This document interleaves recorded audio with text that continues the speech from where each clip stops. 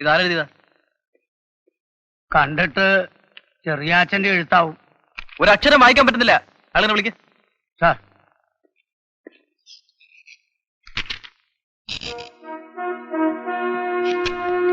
ഈ എഫ്ഐആർ നമ്മളാണ് തയ്യാറാക്കിയത്. ഇത് ഏതാ ഭാഷ? ഇത് വെച്ച് ഞാൻ എന്താ എടുക്കണം? വല്ലവനും ചോദിച്ച എക്സ്പ്ലനേഷൻ കൊടുക്കേണ്ട ഞാനാ. എഴുതിയപ്പോ കൈ വിറച്ചിട്ട്. കൈ വിറയ്ക്കുന്നെങ്കിൽ ചാറേക്കളെ അടക്കാൻ നിൽക്കണം. പോലീസ് പണിക്ക് വരരുത്. തന്റെ സ്ഥാനത്ത് ഞാനായിരുന്നെങ്കിൽ ഈ പണി വേണ്ടെന്ന് വെച്ചു. ദൈവത്തിന്റെ കണക്ക് പുസ്തകത്തിൽ എനിക്കായി വിധിച്ചിട്ടുള്ളത് ഞാൻ തന്നെ അനുഭവിച്ചു തീർക്കണമല്ലോ. എന്നാലും ഇങ്ങനെയുണ്ടോ ഒരു ക്രൂര വിനോദം? ഒന്നുമില്ല, അവനെ ജനിപ്പിച്ച തന്തയല്ലേ താൻ. ആരെയും കുറ്റം പറഞ്ഞിട്ട് കാര്യമില്ല സ്വാമി. ഒരുമിച്ചൊരു കുടുംബമായിട്ട് കഴിഞ്ഞെങ്കിലല്ലേ സ്നേഹവും ബഹുമാനമൊക്കെ ഉണ്ടാവും. തന്റെ അവസ്ഥ കാണുമ്പോഴുള്ള വിഷമം കൊണ്ട് പറഞ്ഞു പോയതാ. ഒട്ടടോ. പലപ്പോഴും നിന്നോട് ഞാൻ പറയണമെന്ന് കരുതിയതാ ആ ചെറിയാച്ചനോടുള്ള സമീപനം. Really it is brutal. അതേടാ, ഇനി അങ്ങോട്ട് ഇതിലും ബ്രൂട്ടലാകാൻ എന്റെ തീരുമാനം. എനിക്ക് മനസ്സിലാകാഞ്ഞിട്ട് ചോദിക്കുക. ഒടുവിൽ കോടതി അയാളെ വെറുതെ വിട്ടു. ഡിപ്പാർട്ട്മെന്റ് തിരിച്ചെടുക്കുകയും ചെയ്തു. നീയും നിന്റെ അമ്മ ഇത് എന്തിനുള്ള പുറപ്പാടാ? ആസി, നിനക്കും കുറച്ചൊക്കെ അറിയാവുന്നതല്ലേ ആ മനുഷ്യന് ഞങ്ങൾ തമ്മിലുള്ള പ്രശ്നം. അതെ, ഒരു പക്ഷെ ചെറിയാച്ചൻ തെറ്റുകാരനായിരിക്കും. എന്നാലും നിന്റെ അച്ഛനെന്നുള്ള പരിഗണനയും പോട്ടെ. ഒരു വയസ്സനെന്നുള്ള നിലയ്ക്കെങ്കിലും കഴിഞ്ഞതെല്ലാം മറന്ന് അയാളോട് ക്ഷമിച്ചൂടെ? ക്ഷമിക്കാനോ? ആസി, സ്വന്തം ഭർത്താവ് അനുജത്തെ മാനഭംഗപ്പെടുത്തി കൊന്നത് ഏത് ഭാര്യയ്ക്ക് ക്ഷമിക്കാൻ കഴിയും? കളിക്കൂട്ടുകാരിയെ പോലെ എന്റെ കൈയും പിടിച്ച് ഓടിച്ചാടി നടന്നിരുന്ന ഊമയായ എന്റെ ചെറിയമ്മയെ സ്വന്തം അച്ഛൻ നശിപ്പിച്ചു വന്നത് ഏത് മകന് പൊറുക്കാൻ കഴിയൂടാ?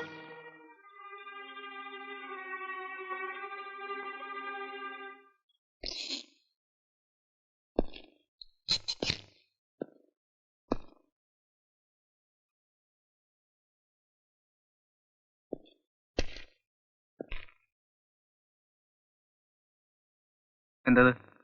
എന്റെ രാജിക്കത്താണ്. എന്നെ കുറ്റവാളി നെഴുതിത്തള്ള ഡിപ്പാർട്ട്മെന്റിൽ നിന്ന് ഒരു മാസത്തെ ശമ്പളമെങ്കിലും വാങ്ങണമെന്നുള്ള വാശി ഉണ്ടായിരുന്നു എനിക്ക്. അത് സാധിച്ചു. ഇനി തുടരണമെന്നില്ല.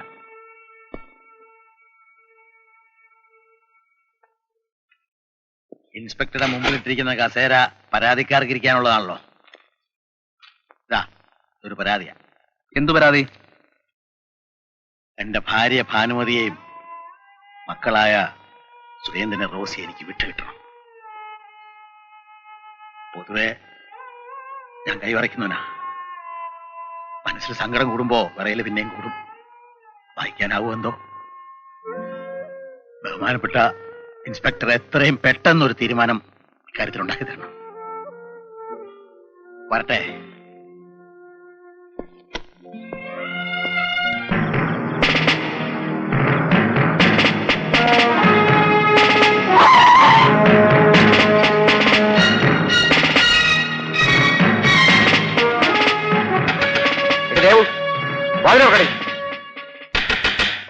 തല്ലി പൊളിക്കണ്ട. ദാ വന്നു. ഇച്ചിരി കാത്തു നിൽക്കാൻ വയ്യാതെ ആർക്കും എത്ര ധൃതി? എന്താ സാർമാരെ? ആരടിയാത്ത്? പെണ്ണുപിള്ളി എന്ന് നോക്ക്. ഇറങ്ങി വാടി, നിന്നെ സാറ് വിളിക്കുന്നു. ഈ പാതിരാത്രിക്ക് എന്തിനാ സാർമാരെ എന്നെ ബുദ്ധിമുട്ടിക്കുന്നത്? നേരം പുലർന്നിട്ട് സ്റ്റേഷനിൽ വന്നാ പോരെ? ഇങ്ങോട്ട് ഇറങ്ങി വാടി ചലക്കാതെ. ചെറിയാച്ചൻ വരാറുണ്ടോ ഇവിടെ? നീയും അയാളുമായിട്ട് എന്താ ബന്ധം? ഇവിടെ ബന്ധമുള്ളവർ മാത്രമല്ല സാറേ, പലരും വരാറുണ്ട്. പോലീസുകാരും വരാറുണ്ട്. പുല്ല് വണ്ടി കേട്ട് നടക്കണി.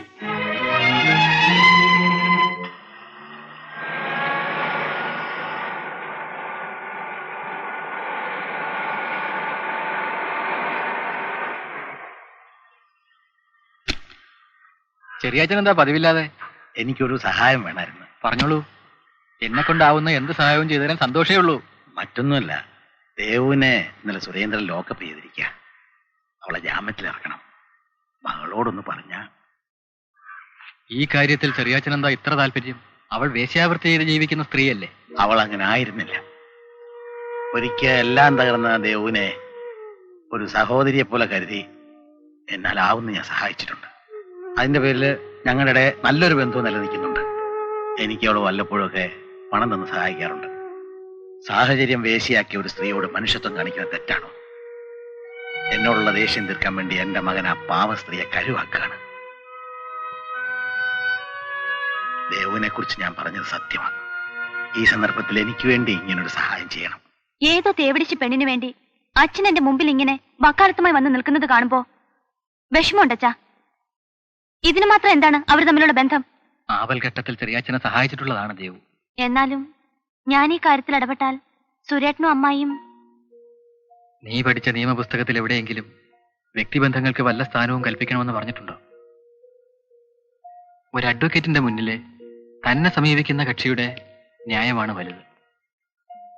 മോളി കാര്യത്തിൽ ആരും അറിയാതെ ചെറിയാച്ചനെ സഹായിക്കണം. എതിര് പറയരുത്. അച്ഛൻ മില്ലിലേക്ക് പോകും.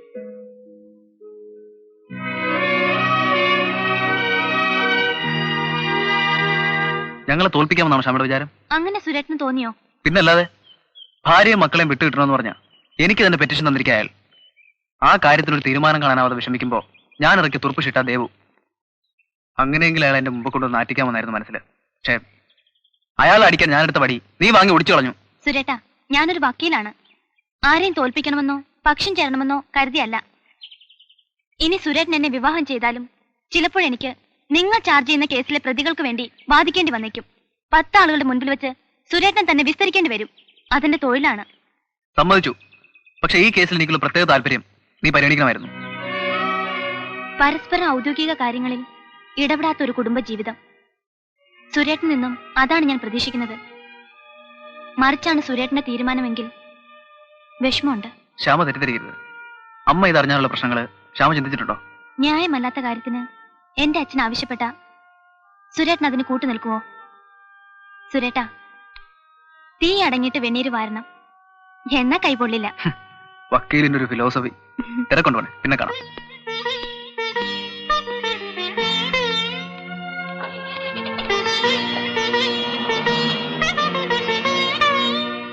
ഞാനിപ്പോ വന്നത് ഒരു നല്ല കാര്യം സംസാരിക്കാൻ വേണ്ടിയാ. വേണ്ടത്ര സംരക്ഷണം കിട്ടാത്തൊരു തറവാട്ടിൽ നിന്ന് ഒരു അന്യമതക്കാരന്റെ കൂടെ ഇറങ്ങി പോരേണ്ടി വന്നപ്പോ ഒരു സഹായത്തിനും ബന്ധുവെന്ന് പറയാനും അകന്നതാണെങ്കിലും കുഞ്ഞമ്മാവനെ ഉണ്ടായിരുന്നുള്ളൂ. ഇപ്പൊ ഞാൻ വന്നത് ഒരു ചടങ്ങിന് വേണ്ടി.